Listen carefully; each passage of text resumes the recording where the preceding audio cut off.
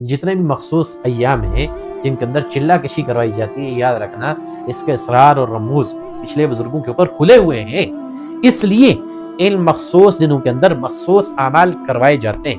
اور جب مخصوص عمل کرنے کے لیے انسان بیٹھتا ہے تو اس وقت کسی کا سر چکرانا شروع ہو جاتا ہے، کسی کے اوپر نیند کا غلبہ آنا شروع ہو جاتا ہے اور کسی کا قلم چلتا ہی نہیں۔ یہ ہوتا اسی وجہ سے زیادہ تر انسان کے اندر وہ ذوق اور کمزوری موجود ہوتی۔ راہ سلوک کا انسان سالک ہو اور طالب ہو اللہ رسول کا، اس وقت پھر کوئی بڑا عمل کرنے کے لیے بیٹھے گا اور ذات کے اندر عمل کی کمزوری ہوگی تو نقصان اٹھائے گا۔ یاد رکھنا یہاں جب آپ اتنی بڑی چیز کا حصول کر رہے ہو تو ظاہر کو درست رکھنا پڑے گا۔ ظاہر سے مراد شریعت ہے، پھر اجتماعی معاملات میں وہ شرکت کرتا ہے، پھر اس وقت جو وہ رحمت بندے کی طرف متوجہ ہو رہی ہوتی ہے، وہ رحمت آنا شروع ہوتی ہے تو اس کا وجود اس قابل ہی نہیں ہوتا تو اس کو یہ برداشت کر سکے۔ جب برداشت نہیں کرتا پھر لامحالہ طور پہ اس نے مریض ہی بننا ہے، اس نے خود ہی بیمار ہونا ہے، پھر کہتا ہے کیا ہے یار بڑا مشکل ہو گیا تھا، بڑا مشکل کام ہے، بڑا بھاری کام ہے۔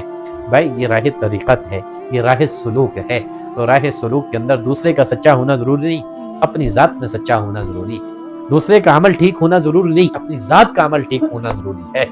دوسرے کے ایمان کے اندر ضعف اور کمزوری ہونا نہیں، آپ کی ذات کے اندر کمزوری کا نہ ہونا ضروری ہے۔ جب یہ چیزیں ہماری ذات کے اندر ہوں گی پھر اللہ کی قسم بڑے سے بڑا عمل کرنے کے لیے بیٹھو، نہ ہوا تو کہنا۔